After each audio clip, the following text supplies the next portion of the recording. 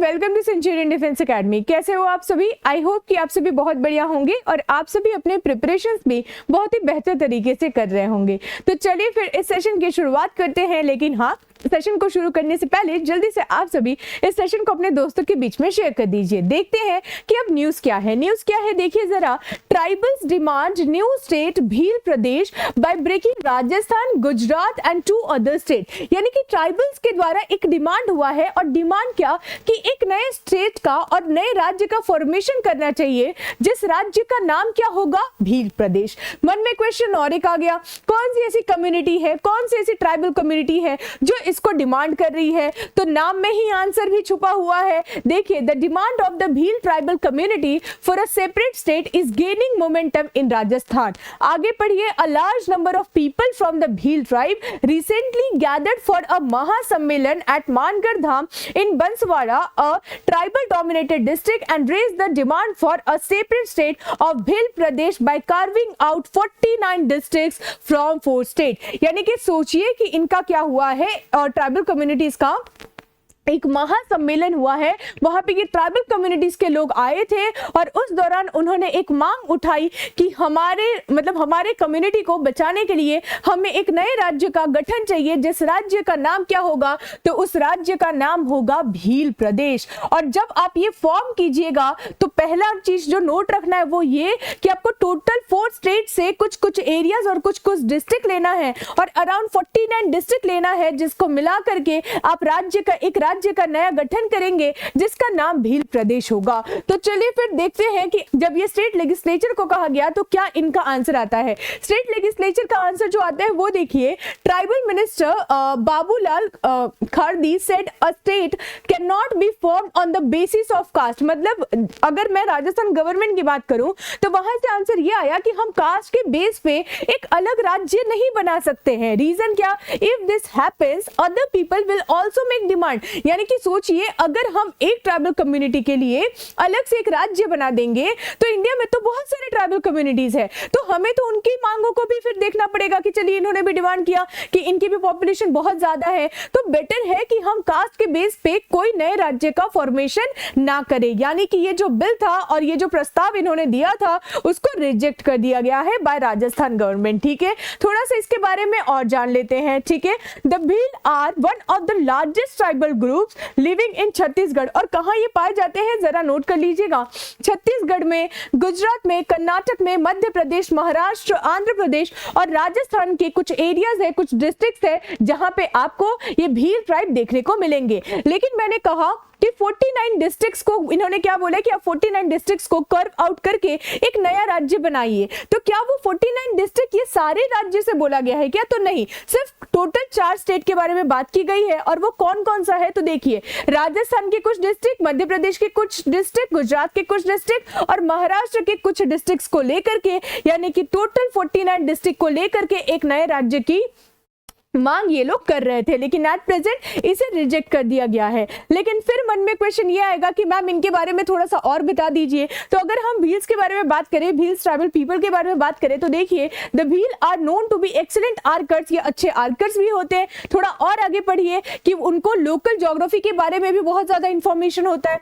Next जो है, traditionally experts in guerrilla warfare के लिए भी ये बहुत ज्यादा फेमस है, एंड एग्रीकल्चर लेबर्स, और साथ ही एग्रीकल्चर प्रैक्टिसेस में भी इन्वॉल्व रहते हैं। थोड़ा सा और हम इनके बारे में जानेंगे कि क्या हिस्टोरिकल बैकग्राउंड के बारे में अगर हम देखें तो क्या पहली बार भील प्रदेश को लेकर के मांग उठी है? तो चलिए इसके बारे में भी जान लेते हैं। अगर इसके बारे में मैं आपको बताऊं तो इसकी पहली बार यानी कि भील प्रदेश की जो मांग उठी थी वो 1930 के दौरान गोविंद गुरु जो थे, इनके सोशल रिफॉर्मर, उनके द्वारा ये मांग उठाई गई थी कि भील कम्युनिटी के लिए एक अलग से भील प्रदेश का गठन करना चाहिए। लेकिन मन में फिर एक क्वेश्चन आएगा कि ऐसा क्या हो गया कि इनके द्वारा ये डिमांड उठाई गई? तो चलिए फिर उसके बारे में भी देख लेते हैं। This was after the Mangarh massacre. आप सभी को पता होगा कि आप लोगों ने जलियांवाला बाग मैस्केयर के बारे में सुना है, वो 1919 के दौरान हुआ था। लेकिन वही अगर हम 6 साल पहले की बात करें तो आप सभी को मानगढ़ मैस्केयर देखने को मिलेगा, जो कि 1930 1913 के दौरान हुआ था। इस दौरान ब्रिटिशर्स के द्वारा 100+ भील ट्राइब्स को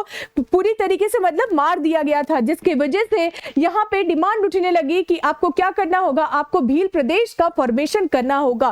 फिर थोड़ा और आगे देखिए कि जब इंडिपेंडेंस हो जाता है और आफ्टर इंडिपेंडेंस के बाद भी ये मांग जारी ही रहती है कि भील कम्युनिटी के संरक्षण के लिए भील प्रदेश बनाना चाहिए। लेकिन क्या अभी तक ये कंप्लीट किया गया है? क्या ये मांग पूरी की गई है? तो नहीं की गई है, ठीक है, क्योंकि अगर एक कम्युनिटी को हम ऐसा करेंगे तो बाकी कम्युनिटीज की तरफ से सेम यही कंसर्न आ जाएगा कि आपने जब उनको दिया तो हमारे साथ भी आपको ये करना होगा। सेम आप समझो कि जब आंध्र प्रदेश का गठन 1953 में किया गया था on the basis of language, तो बाकी ऑल ओवर दी इंडिया में यही डिमांड होने लगा कि आपको हमारे भी राज्य का गठन किस प्रकार से करना है, तो लैंग्वेज के बेस पे। तो वही होता है कि जब आप एक को चांस दोगे तो बाकी भी लोग जो होंगे वो बाकी लोग भी यही कंसर्न करेंगे कि आपने जब उनको दिया तो हमें भी आप ये प्रोविजन प्रोवाइड कर दें, ठीक है। तो देखिए the sacrifice of the tribals in 1913 wasn't just for the भक्ति movement but for the demand of Bhil Pradesh. Post independence the demand for Bhil Pradesh was raised repeatedly,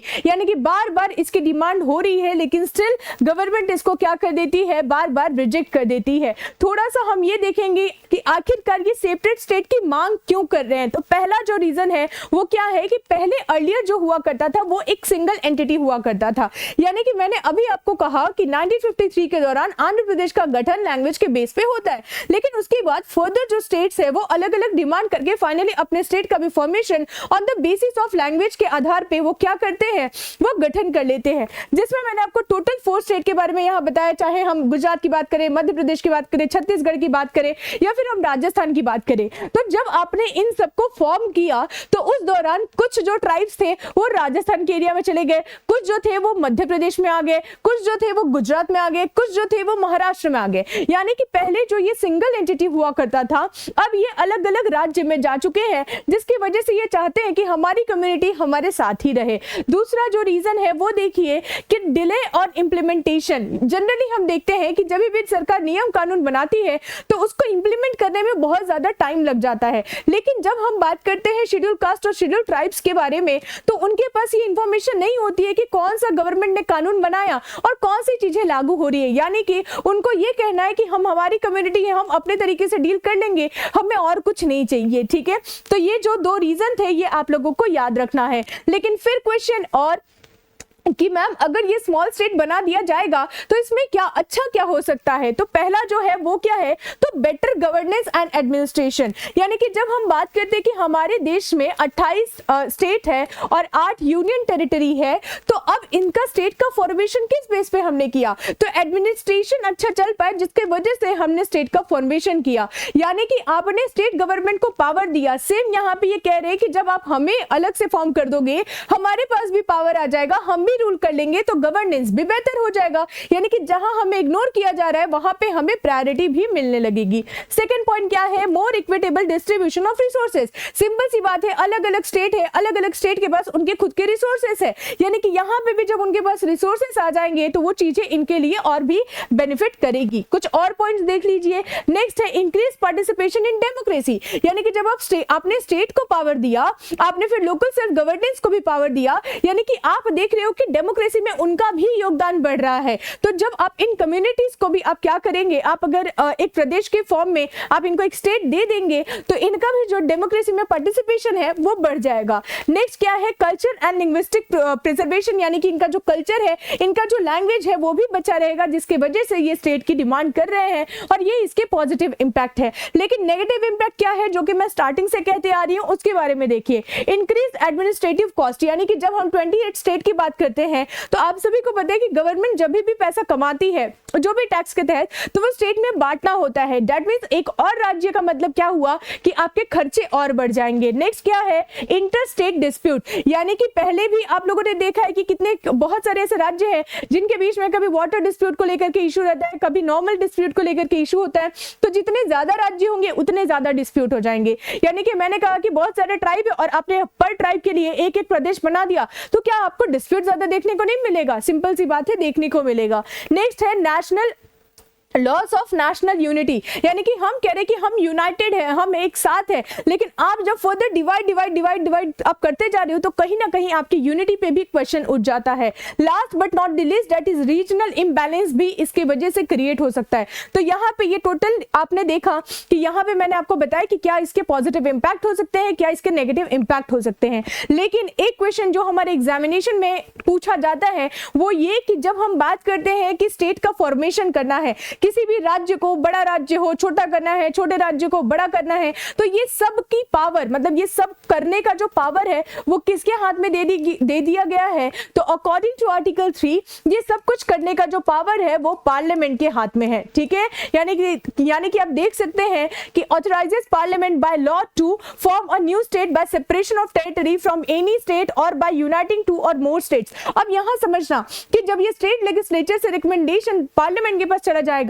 तो स्टेट लेजिस्लेचर इसके रिगार्डिंग नियम कानून नहीं बनाएगी, जो नियम कानून बनाएगी वो हमारी पार्लियामेंट बनाएगी, दैट इज संसद बनाएगी। यानी कि चाहे क्रिएशन ऑफ स्टेट हो, चाहे मतलब दो स्टेट को मिला करके एक राज्य बनाना हो, चाहे स्टेट के नाम में भी परिवर्तन करना हो, ये सब कुछ जो परिवर्तन होता है वो किसके रिकमेंडेशन किसके द्वारा किया जा सकता है? तो वो है हमारी संसद, दैट इज पार्लियामेंट। ठीक है, तो आई होप कि आप सभी को आज का सेशन बढ़िया लगा होगा, चीजें समझ में आई होगी और आपने भील ट्राइब के बारे में अच्छे से समझ लिया होगा। तो इस सेशन को लाइक करना ना भूले, शेयर करना ना भूले, और हाँ नए हैं चैनल पे तो उसे सब्सक्राइब करना भी नहीं भूलना है। ठीक है, फर्दर क्लासेस के इंफॉर्मेशन के लिए आप हमारे टेलीग्राम चैनल से जुड़ सकते हैं जो कि डिस्क्रिप्शन में दिया गया है। ठीक है, आपको लिंक दिया गया है, आप उससे हमसे कनेक्ट कर सकते हैं। ठीक है, मिलते हैं आपसे नेक्स्ट सेशन में, तब तक के लिए thank you so much and Jai Hind to everyone.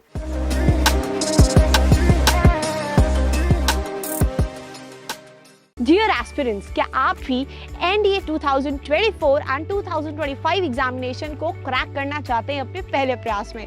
तो आज ही एनरोल करें सेंचुरियन डिफेंस एकेडमी के रिटन प्लस एसएसबी कोर्स में, जो आपको देने वाला है regular classes, free study material, trained faculties, experts of the SSB panel, free SSB coaching, India's largest GTO ground के साथ में doubt clearing sessions, weekly mock test, rigorous practice.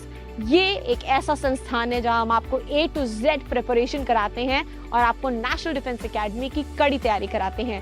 Proudly all India rank 1, 2, 3, 4 जैसे ranks देने वाली Centurion defence Academy आपको welcome करती है to join our upcoming courses for your NDA exam preparation. Please call on 9795977776 for more information. Thank you, Namaskar and Jai Hind.